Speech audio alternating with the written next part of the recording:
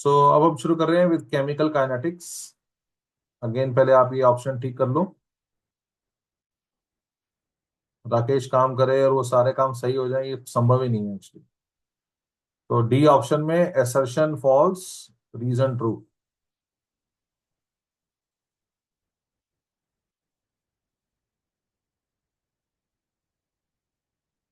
और जी क्वेश्चन करते हैं। पहला क्वेश्चन आ रहा है, instantaneous rate is use to predict the rate of reaction at a particular moment of time. बिल्कुल सही है। देखो नाम ही क्या है ना, इंस्टेंटेनियस। याद करो पहली क्लास में हम लोग सिखाते हैं, हम कहते थे एवरेज रेट का फॉर्मूला होता है -dA/dt। मान लो रिएक्टेंट है, और इंस्टेंट का फॉर्मूला क्या होता है? -dA/dt। इंस्टेंट का मतलब क्या है? इंस्टेंट का मतलब है कि जो टाइम इंटरवल है वो बहुत कम है। तो एक पर्टिकुलर मूवमेंट पे, मान लो आप कह रहे हो जी 2 सेकंड में कितना रिएक्शन हुआ, 1 सेकंड में कितना रिएक्शन हुआ, तो एक पर्टिकुलर मूवमेंट में जब आप रेट ऑफ रिएक्शन निकालना चाहते हो तो उसे इंस्टेंटेनियस रेट कहते हैं। Average rate is constant for the time interval for which it is calculated. ये बात सच है। एवरेज रेट जब हम निकालते हैं, जैसे हम कहते हैं कि हमारे पास कोई रिएक्टेंट है जिसकी कंसंट्रेशन वेरी कर रही है, ये 10 मोलर था, 10 मिनट के बाद 8 रह गया, 20 के बाद फिर ये 6 रह गया, 30 के बाद फिर ये 4 रह गया, 40 के बाद मान लो फिर ये 2 रह गया। तो आप जब रेट निकाल एवरेज रेट जब निकालते हो तो आप एवरेज रेट इसका भी निकाल सकते हो, इस टाइम इंटरवल का इसका भी निकाल सकते हो, इसका भी निकाल सकते हो। तो ये बेसिकली एवरेज रेट जो होता है is constant for a particular time interval. Her time interval का वो उसका अपना अपना रेट आता है जो कि एवरेज आउट कांस्टेंट होता है। उसमें ये नहीं होता कि उसमें एक एक सेकंड में क्या बदलाव आ रहा है। इसमें ये हमेशा देखो, एवरेज का मतलब यही है। एवरेज तो it's basically average rate for a particular time interval and it is constant for that time interval. तो ये बात बिल्कुल सच है, थोड़ी सी ब्रेनस्टॉर्मिंग है लेकिन सच है। एसर्शन सही है, रीजन सही है, ऑब्वियसली एक्सप्लेनेशन आपस में कोई मैच नहीं खाती है, तो बी आंसर है।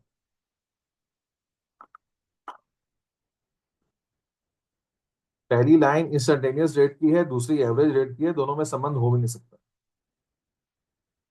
Precipitation of silver chloride occur instantaneously by mixing silver nitrate and sodium chloride. अभी आपने कैटायन एनायन के टेस्ट पीछे करे हैं। आपको पता है जो सबसे फेमस टेस्ट है क्लोराइड का वो है कि आप सिल्वर नाइट्रेट डाल दो, और ऐसा करने में हम कहते हैं क्या होता है, कर्डी वाइट पीपीटी आता है, कर्डी वाइट। और दिस हैपेंस वेरी क्विकली, मतलब आप जैसे ही मिक्स करते हो वैसे ही पीपीटी आ जाता है। This reaction is very very fast. ये बिल्कुल सच है। क्यों? क्योंकि ये आयनिक रिएक्शंस हैं। Always remember, ionic reactions are ionic reactions are fastest. ये सबसे जल्दी होते हैं, कारण कोई बॉन्ड तोड़ना ही नहीं है, आयंस के बीच का रिएक्शन है। कोवलेंट बॉन्डिंग में क्या प्रॉब्लम होती है? पुराने बॉन्ड टूटेंगे तो नए बॉन्ड बनेंगे, तो पुराने बॉन्ड तोड़ने के लिए एनर्जी चाहिए और उसमें फिर टाइम लगता है, इसीलिए रिएक्शन स्लो होते हैं। कोई सवाल?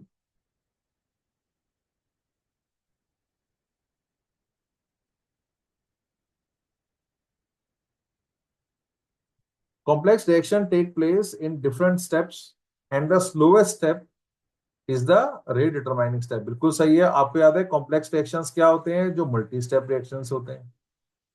और आपको पता है ये तुम्हारी पेट लाइन है, मल्टी स्टेप रिएक्शन में slowest step is the rate determining step. Order and molecularity of reactions are always equal. गलत। ऑर्डर एक अलग चीज है, मॉलिक्युलरिटी एक अलग चीज है। ऑर्डर का संबंध रेट लॉ से है, मॉलिक्युलरिटी का संबंध तो किसी से भी नहीं है।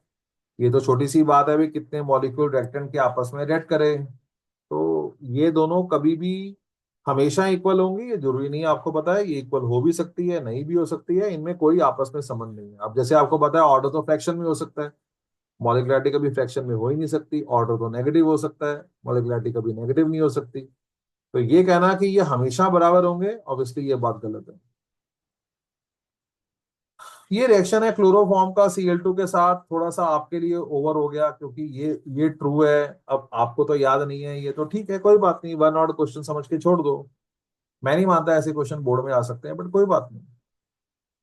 वैसे ये सच है, इसका रेट लॉ ये होता है, but how do you know? You can not know it. तुम्हें सपना आएगा इसका। Rate of reaction is always equal to the sum of stoichiometric coefficient of the reactant in a balance chemical equation. क्या कह रहा है? Rate of reaction is always equal to the sum of stoichiometric coefficient. गलत। Rate नहीं, order is equal to the sum of stoichiometric coefficient. So गलत। Rate of reaction का कोई स्टोइचोमेट्रिक coefficient के सम से संबंध नहीं होता, तो ये गलत है। इसका आंसर सी है।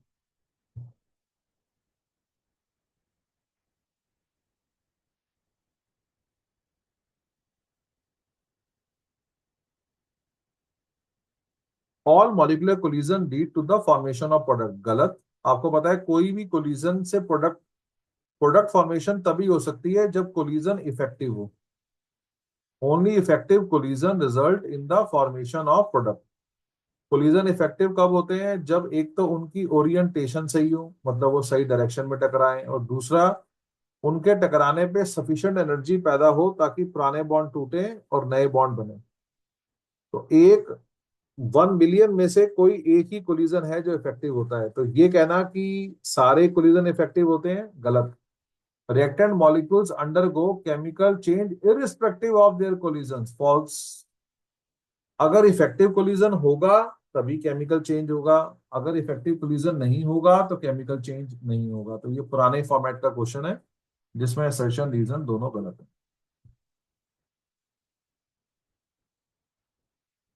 केमिकल चेंज तभी आएगा, मतलब केमिकल रिएक्शन तभी होगा जब कोलिजन इफेक्टिव होगा। Order of a reaction with respect to any reactant can be zero, positive, negative और इनफ्रैक्शन। बिल्कुल सच है। आपको पता है ऑर्डर नेगेटिव हो सकता है, ऑर्डर पॉजिटिव हो सकता है, फ्रैक्शन में हो सकता है। Rate of reaction can not decrease with the increase in the concentration of reactant और प्रोडक्ट। वो कह रहा है रेट ऑफ रिएक्शन जो है वो कभी भी घट नहीं सकता with the increase in the concentration of reactant और प्रोडक्ट। गलत। आपको पता है जो ऑर्डर है वो नेगेटिव भी हो सकता है, और नेगेटिव के अंदर अगर आप कंसंट्रेशन रिएक्टेंट की बढ़ाओगे तो ऑब्वियसली जो रेट है वो घट जाएगा। देखो, अगर आप इसको बढ़ाओगे तो रेट घट जाएगा। वो कह रहा है रेट ऑफ रिएक्शन कभी घट ही नहीं सकता प्रोडक्ट बढ़ाने पे या रेट बढ़ाने पे, तो ये बात गलत है। घट सकता है, डिपेंड करता है ऑर्डर के।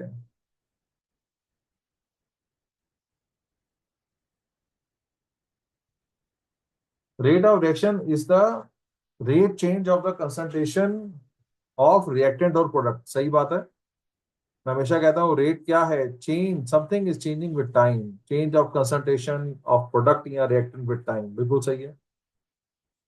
तो rate of reaction remain constant during the complete reaction. गलत। रेट ऑफ रिएक्शन डिपेंड करता है ऑर्डर पे। मैं फिर बोल रहा हूँ बात ही, अगर रिएक्शन जीरो ऑर्डर है तो फिर रेट हमेशा कांस्टेंट रहेगा, लेकिन अगर रिएक्शन फर्स्ट ऑर्डर है तो जैसे जैसे एक ही मात्रा घटेगी रेट घटेगा, तो रेट हमेशा कांस्टेंट रहेगा ये कहना बहुत मुश्किल है जी। इसीलिए सी आंसर है। फर्स्ट ऑर्डर रिएक्शन का रेट समय के साथ घटता रहता है, तो ये कहना कि रेट कांस्टेंट रहेगा बात गलत है। मॉलिक्युलैरिटी 3 से ज्यादा नहीं होती, NCERT question. True. Overall molecularity of a complex reaction is equal to the molecularity of slowest step. गलत। मॉलिक्युलैरिटी कॉम्प्लेक्स रिएक्शन की होती ही नहीं है, रॉन्ग। हमने आपको पढ़ाया हुआ है मॉलिक्युलैरिटी जो टर्म है ये सिर्फ सिंगल स्टेप रिएक्शन के लिए डिफाइन हुई थी। मल्टी स्टेप रिएक्शन के बारे में कहते हैं कि हर एक स्टेप की अलग अलग मॉलिक्युलैरिटी तुम निकाल सकते हो, बट किसी कॉम्प्लेक्स रिएक्शन की ओवरऑल मॉलिक्युलैरिटी कुछ भी नहीं होती। हर स्टेप की अलग मॉलिक्युलैरिटी निकाल सकते हो, बट पूरे रिएक्शन की क्या मॉलिक्युलैरिटी है इस लाइन का कोई मतलब ही नहीं है, क्योंकि मॉलिक्युलैरिटी का मतलब होता है कितने रिएक्टेंट के मॉलिक्यूल आपस में टकराए।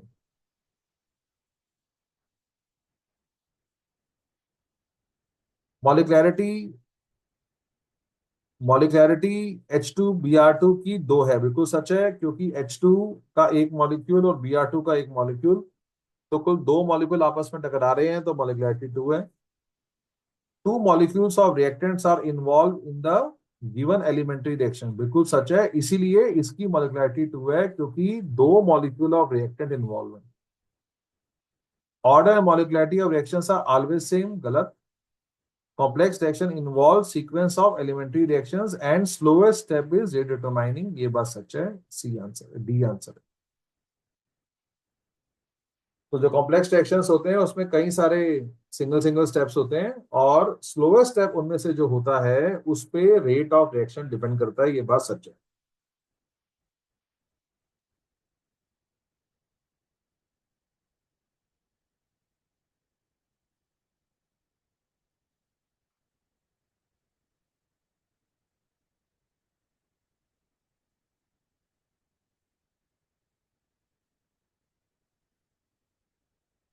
Zero order reactions are relatively uncommon but these occur under special condition, ये बात सच है कि जीरो ऑर्डर रिएक्शन सबसे कम होते हैं, और ये अंडर स्पेशल कंडीशंस होते हैं। ये स्पेशल कंडीशन क्या होती है, जैसे आप कहीं कैटलिस्ट यूज कर रहे हो, और ये भी याद रखना ऐसा नहीं है हमेशा कैटलिस्ट यूज करोगे तो जीरो ऑर्डर होगा, बट ये जो स्पेशल कंडीशंस हैं आई कैन टेल यू ये क्या है। जैसे कोई रिएक्शन अगर लाइट में हो रहा है तो अक्सर वो जीरो ऑर्डर होता है, अक्सर, नॉट ऑलवेज। कोई रिएक्शन अगर कैटलिस्ट की प्रेजेंस में हो रहा है तो अक्सर वो जीरो ऑर्डर होता है। तो ये स्पेशल कंडीशन का मतलब है लाइट में रिएक्शन होना, जैसे फोटोकेमिकल रिएक्शन, कैटलिस्ट की प्रेजेंस में होने पे रिएक्शन अक्सर जीरो ऑर्डर बनते हैं। ये एनसीईआरटी में लाइन लिखी हुई थी, इसलिए यहाँ पे क्वेश्चन आया हुआ है। Thermal decomposition of HI on the gold surface zero order reaction है, क्योंकि यहाँ पे गोल्ड कैटलिस्ट का काम करता है। और मैंने कहा अक्सर जब रिएक्शन कैटलिस्ट की प्रेजेंस में होते हैं तो वो जीरो ऑर्डर होते हैं।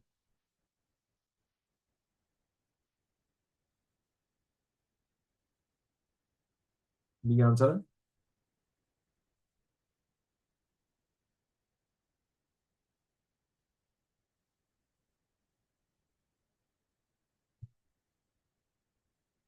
Decomposition of gaseous ammonia on the hot platinum surface is a zero order reaction, बिल्कुल सच है।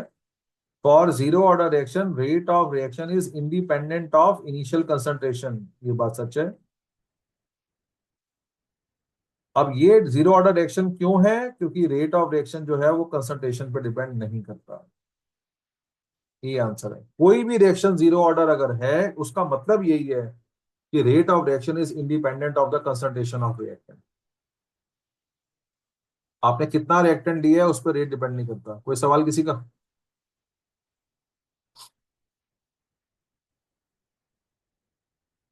For a zero order reaction plot of rate versus concentration will be straight line parallel to the concentration axis, ये देखो।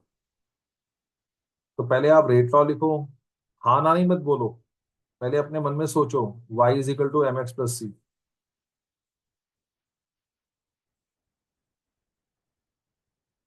तो rate और concentration का graph plot कर रहे हैं।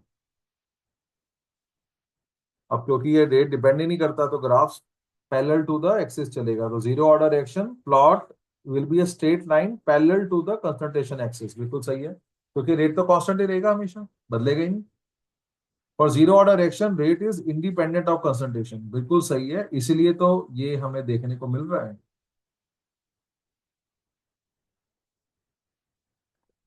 तो बात छोटी सी है, मैंने क्लासेस में भी बोला है, समझ में आना हो तो चार क्वेश्चन काफी है, ना समझ में आना हो तो हमने 280 क्वेश्चन आपको दे दिए। पूरे जो क्वेश्चन मिला के हैं 10 चैप्टर के, वो 280 के आसपास हैं। पर अगर बात समझ में आनी है वो इतनी सी है कि देखो, ज्ञान तो हर एक का अपना अपना है। एसेशन रीजनिंग इसलिए नहीं होते बिकॉज आपको बारीक नॉलेज नहीं है, आपने एनसीईआरटी उतनी बार नहीं पढ़ी है। लेकिन जो बेस्ट आप कर सकते हो वो ये है, just try to write out, जो कुछ लिख के देख सकते हो, ग्राफ बना के देख सकते हो, एक नंबर है यार, गिव रिस्पेक्ट। थोड़ा कंट्रोवर्शियल क्वेश्चन है ये। केन शुगर का reaction is a first order reaction, ये बात सच है। अच्छा रहता अगर ये सूडो फर्स्ट ऑर्डर लिखता, लेकिन ये तो सच ही है कि रिएक्शन फर्स्ट ऑर्डर है, क्योंकि जो रेट ऑफ रिएक्शन है आपको पता है वो सिर्फ चीनी पे डिपेंड करेगा, पानी पे डिपेंड नहीं करेगा। Change in concentration of water is negligible, सही है, क्योंकि जब भी कभी हाइड्रोलिसिस कराई जाती है, हमेशा याद रखो, चाहे वो चीनी की है या जैसे आप देख रहे हो अगले क्वेश्चन में एस्टर आ गया, तो हमेशा पानी ज्यादा ही होता है। ये लिखा होगा जरूरी नहीं है, ये क्लियर होता है, ये पता होता है। आप घर में देखो, जब आप घर में पानी में चीनी घोलते हो तो आप 1 चम्मच चीनी एक ग्लास पानी में ले रहे हो तो पानी ज्यादा ही होता है, ये नेचुरल चीज है, मतलब इसमें कुछ ये नहीं हम लेते हैं, ज्यादा होता ही ज्यादा है। तो फिर भी अच्छा होता अगर ये सूडो फॉस्फोरेट लिखता, लेकिन फर्स्ट ऑर्डर भी अपने में रॉन्ग स्टेटमेंट नहीं है, ये अपने में करेक्ट स्टेटमेंट मानी जाएगी। और ये फर्स्ट ऑर्डर क्यों है? क्योंकि रेट सिर्फ डिपेंड करेगा चीनी पे, क्योंकि पानी बहुत ज्यादा अमाउंट में लिया हुआ है। तो बहुत परफेक्ट लैंग्वेज नहीं है, लेकिन ठीक है, उसके मुकाबले अगला ज्यादा क्लियर है।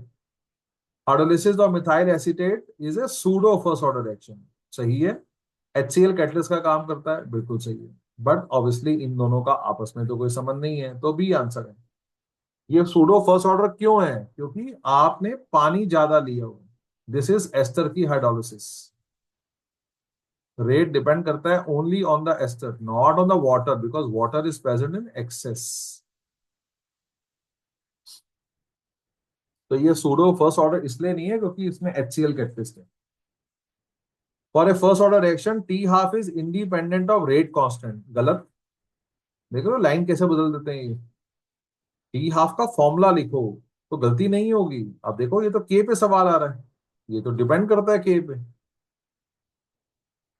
For first order reaction t half is proportional to initial concentration of the reactant. गलत। तो ये ओल्ड फॉर्मेट वाला क्वेश्चन है जिसमें दोनों स्टेटमेंट रॉन्ग है।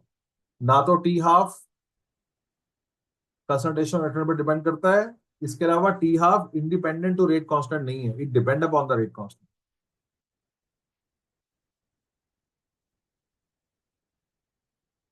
For first order reaction half life is express by this formula. ये बात सही है, क्योंकि अगर आप इसको सॉल्व करोगे ना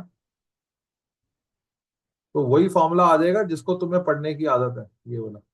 करो। तो फर्स्ट ऑर्डर में टी हाफ होती है 0.693/K। सही है। Half life period of A first order reaction is not always constant. अरे गलत, हाफ लाइफ हमेशा कांस्टेंट होती है, क्योंकि हाफ लाइफ कंसंट्रेशन पे डिपेंड नहीं करती, तो it's always remain constant.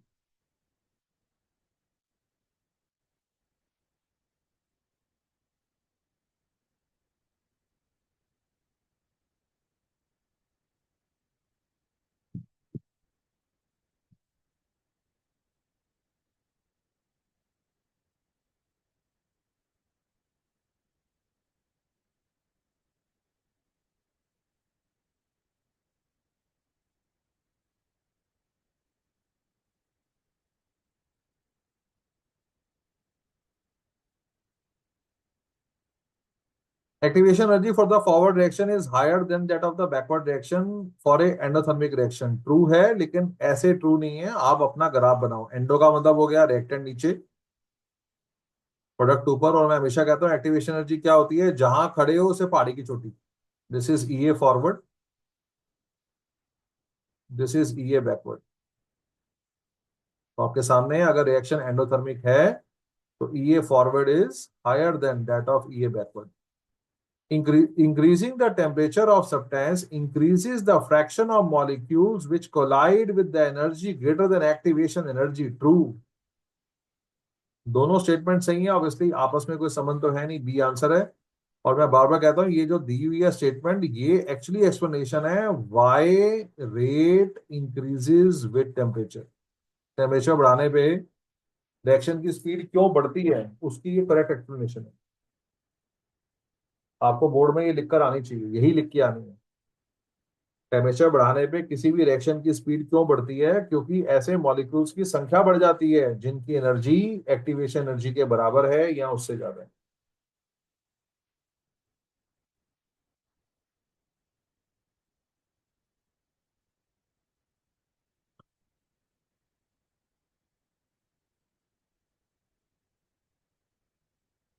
The rate of reaction sometimes does not depend upon concentration.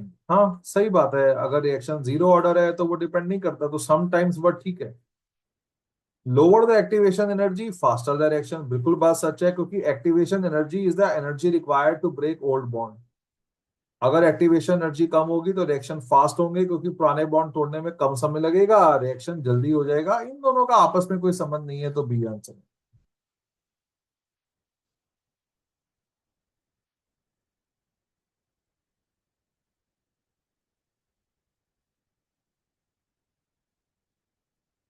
Catalyst increases the rate of reaction without itself undergoing any permanent chemical change। बिल्कुल सच है। Catalyst जितना आप reaction की शुरुआत में डालते हो उतना आपको बाद में मिल जाता है। आप याद करो फिडल क्राफ्ट में आप AlCl3 कैटलिस्ट यूज करते हो, वो फर्स्ट स्टेप पे आएगा, लास्ट स्टेप पे आपको वैसे का वैसे ही मिल जाएगा, तो उसमें कोई केमिकल चेंज नहीं आता। ऐसा नहीं है कि आप AlCl3 डालोगे और आखिरी में आपको AlCl4 मिलेगा, ऐसा नहीं होता। कैटलिस्ट चेंजेस गिव्स एनर्जी, गलत।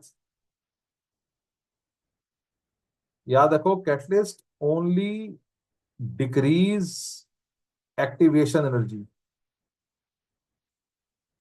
It do not affect delta H, delta G, value of equilibrium constant, इन पे कोई असर नहीं है कैटलिस्ट डालने का। बहुत इंपॉर्टेंट चीज है।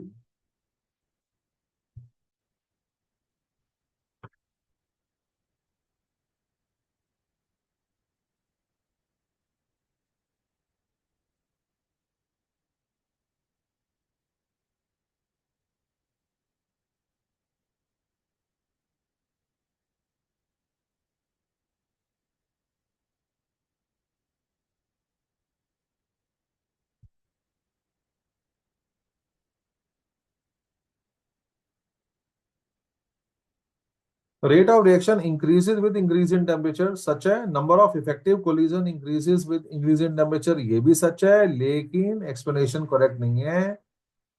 करेक्ट एक्सप्लेनेशन ये है कि on increasing temperature fraction of molecules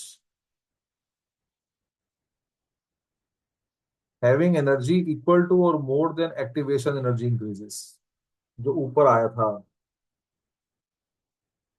effective collision की संख्या बढ़ती है, लेकिन सिर्फ उसके बढ़ने पे रिएक्शन की स्पीड नहीं बढ़ती।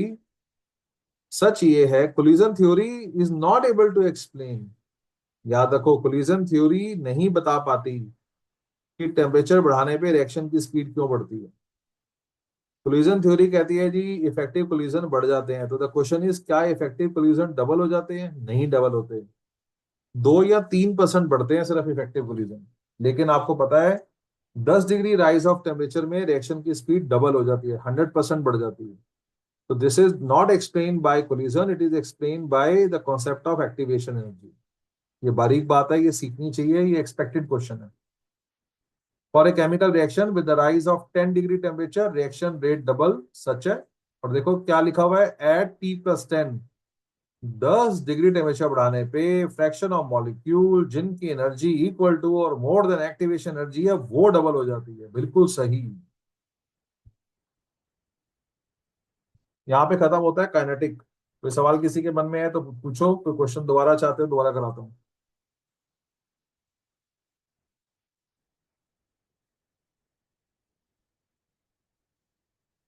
ठीक है।